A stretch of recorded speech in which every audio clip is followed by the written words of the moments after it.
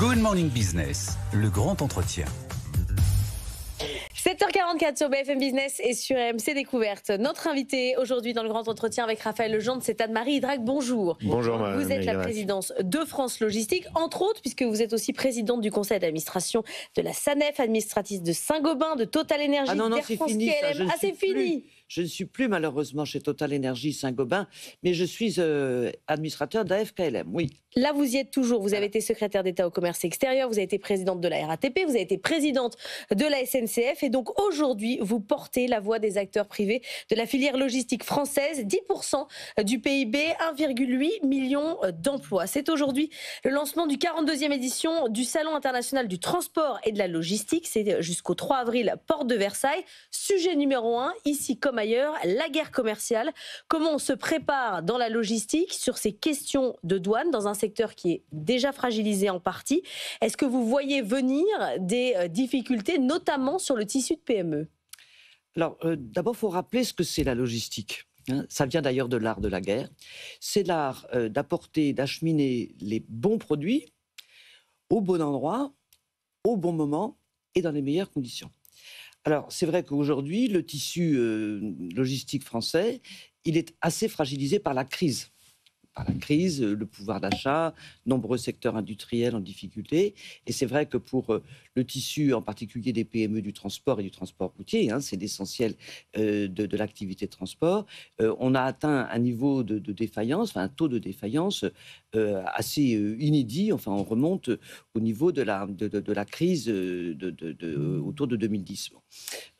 Pour autant, c'est un secteur qui est extrêmement résilient, solide, agile. Et je pense qu'effectivement, pendant tout ce salon, auquel je me rendrai juste après notre rencontre, on va surtout parler de la résilience. Comment est-ce qu'on fait pour être agile, innovant, résilient, de manière à ce que l'économie française, justement, soit résiliente dans ce contexte international de plus en plus compliqué. Anne-Marie Idrac, en même temps, il y a une guerre commerciale. Demain, c'est le jour de libération aux États-Unis. On attend les mesures de Washington sur la hausse des tarifs douaniers. Est-ce qu'aujourd'hui, c'est le principal risque systémique qui pèse sur le secteur de la logistique, cette guerre commerciale ? C'est un risque systémique qui pèse sur toute l'économie, qui pèse sur tous les approvisionnements de l'économie. Toutes les usines, tous les chantiers, tous les magasins, les hôpitaux, les commerces, tout ce que... Mais tous les secteurs ne seront pas confirmés. On a connu un épisode déjà entre 2018 et 2020 avec Trump 1. L'impact sur l'économie ou sur l'inflation était en réalité assez limité au final. Même si on sait que ça ne fait que du perdant-perdant, ce sont quelques produits. Acier... Là, on a l'impression, parce que tout ça est quand même assez erratique, assez bizarre. On a l'impression que de très très très nombreux secteurs vont être affectés, en liaison avec le fait que de très très très nombreux pays vont être affectés. Ouais. Donc un risque de complication, de complexité générale. Alors en quoi est-ce que ça nous affecte ? Ça affecte toute l'économie, par les hausses des prix, etc. Mais ça affecte par la complexité dans ces fameuses chaînes qu'il faut mettre en œuvre, organiser, optimiser pour finir par acheminer, comme on dit, les produits aux bons endroits. Et en quoi est-ce que ça va compliquer les choses ? Essentiellement parce qu'il va falloir trouver de nouveaux meilleurs circuits d'approvisionnement. De nouvelles voies de passage. De nouvelles voies de passage. Alors, certaines d'ailleurs sont par ailleurs pénalisées par les conflits géopolitiques. La mer Rouge avec le conflit des Houthis. Les Houthis qui obligent à faire des grands détours d'une bonne dizaine de jours et qui augmentent les coûts d'assurance. Donc il va falloir être encore plus astucieux, encore plus malin, encore plus résilient pour pouvoir trouver les meilleurs systèmes d'approvisionnement.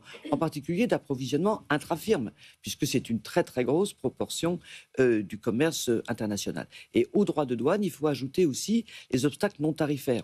Le fait qu'il y a de plus en plus de complexité, encore une fois, dans des normes différentes.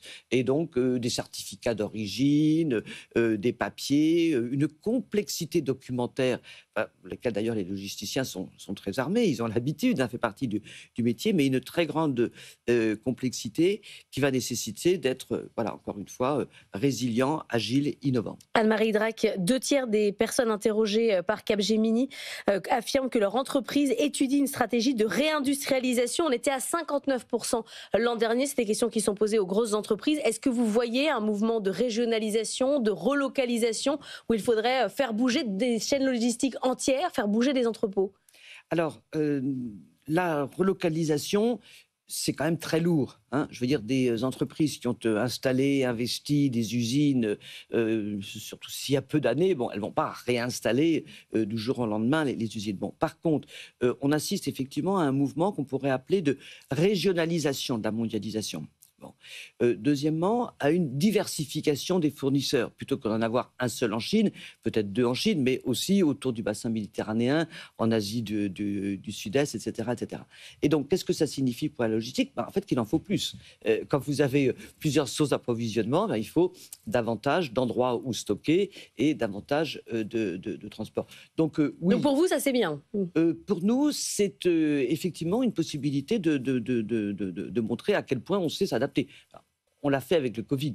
Et donc, ce qu'on a fait avec le Covid, on le fera de manière sans doute encore plus structurelle lorsque ces plaques régionales vont devenir plus fermes dans l'économie. Pour l'instant, ce n'était que des mouvements, que des débuts. On a beaucoup connu de la production en temps réel. Vous dites aujourd'hui qu'il faut des entrepôts en France davantage, qu'on manque de stockage. C'est ça l'avenir ou pas? Alors, d'abord, quand on parle de logistique, bien que je sois une spécialiste des transports, comme vous l'avez dit tout à l'heure, c'est clair qu'on parle d'une organisation. On parle d'abord d'organisation et on parle de stock et de flux. On n'imagine pas une usine qui n'est pas soit à côté, soit quelque part, même si ce n'est pas à côté, des stocks de pièces détachées, d'intrants ou de produits semi-finis, et idem pour la distribution. Oui, donc il faut vraiment veiller aux deux. Et moi, je pense effectivement qu'il y a un risque si trop d'entrepôts sont à l'étranger. Honnêtement, c'est quand même pas bon pour la résilience de l'économie française. Est-ce que c'est le cas aujourd'hui? Malheureusement, la grande difficulté, c'est que en France, implanter beaucoup de choses, mais implanter en particulier les entrepôts, c'est long et c'est compliqué. Et moi, il me semble que plus c'est compliqué à l'extérieur, mieux il faudrait que ça soit simple en France. Et en particulier pour toutes ces questions d'implantation, de délai d'implantation, de recours autour des... Donc simplification, là aussi, c'est le maître mot. Simplification. On va accueillir 2 ministres que j'ai invités là au salon dont vous avez parlé. On va parler simplification. Et le fait qu'il faut être extrêmement attentif, parce qu'il y a un certain nombre de risques que, au motif de la loi simplification qui est très bienvenue, évidemment, un certain nombre de parlementaires mal inspirés, pas de la majorité, mais enfin de la majorité relative, un certain nombre de parlementaires mal inspirés en profitent au contraire pour essayer d'imposer des complexités et des difficultés. Alors que honnêtement, plus c'est compliqué ailleurs, plus il faudrait que ça soit simple chez nous. Vous avez l'impression qu'on est un peu anti-entrepôt en France, parce que Amazon dit la même chose que vous. On est contre la mise en place d'entrepôts, leur installation? Je crois qu'il y a une mauvaise compréhension de ce que c'est. Oui. Ce que c'est un endroit ou des endroits dans lequel il y a une sorte de, on va dire, de tampon, de zone intermédiaire entre plusieurs étapes de production et de livraison. Encore une fois, on veut réindustrialiser, mais on ne réindustrialisera pas sans entrepôt.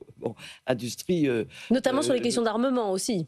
Également sur les questions d'armement, mais aussi sur les questions, par exemple, de distribution urbaine. Si vous n'avez pas d'entrepôt à proximité des villes et qu'il faut faire venir les produits que vous consommez chaque jour de très loin, c'est pas bon pour l'économie, puis c'est pas bon non plus pour l'écologie. Mais là, c'est un sujet avec les maires, avec les communautés de communes, avec les régions. C'est un sujet politique, en fait. C'est un sujet technico-politique, mais oui, il y a effectivement pas mal de politique.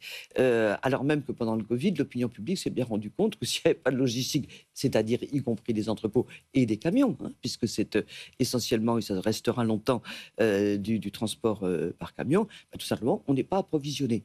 Alors au moment où on a déjà du mal à s'approvisionner, enfin on risque d'avoir du mal à avoir un approvisionnement simple, fluide, libre à l'international, là encore, que ça soit simple et fluide à l'intérieur, ça serait plutôt bienvenu. Vous dites que ça va rester du camion pendant encore longtemps. Sur la décarbonation de la logistique, pour l'instant, on en est où? C'est quoi l'avenir? c'est l'hydrogène, c'est comment vous voyez? Alors, la décarbonation de la logistique, bon, c'est un objectif que tout le monde partage. Bon, et c'est long, c'est compliqué, et il n'y a pas que les moteurs dans la vie. Bon, il n'y a pas que les camions. Alors, non, il y a très, très, très grande majorité des camions, et ça le restera. Vous voyez, bon, pour le chemin de fer, on espère qu'on pourrait être, je ne sais pas, mettons 20% de part de marché dans les espoirs les plus fous, que je partage. Bon. Mais ça veut dire que le reste, il y a un petit peu de d'eau, mais ça restera le camion, et dans toute l'Europe, et à vrai dire, dans le monde entier. Donc, qu'est-ce qu'on peut faire pour décarboner, ce qui, encore une fois, est un objectif?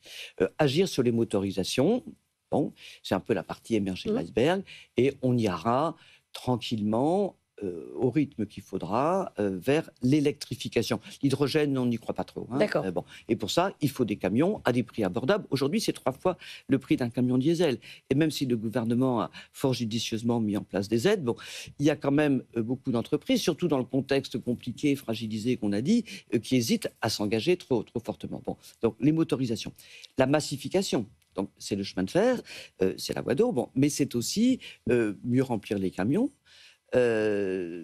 travailler sur les retours à vide, utiliser l'intelligence artificielle pour optimiser les circuits, etc., etc. Il y a beaucoup d'innovations qui sont de l'ordre de l'organisation. Hein, bon. Et puis, la question des entrepôts, donc avec un maillage, comme je le disais tout à l'heure. Donc c'est ce qu'on appelle les 3 M. Hein, le maillage par des entrepôts le plus judicieusement positionnés pour éviter les coûts écologiques et économiques, la massification et les différentes formes de motorisation avec un mix énergétique qui progressivement ira vers l'électrique. Merci beaucoup Anne-Marie Drac d'être venue ce matin. Anne-Marie On vous laisse Drac. donc aller au Salon international du transport et de la logistique. C'est jusqu'au 3 avril et c'est Porte Versailles, donc juste à côté.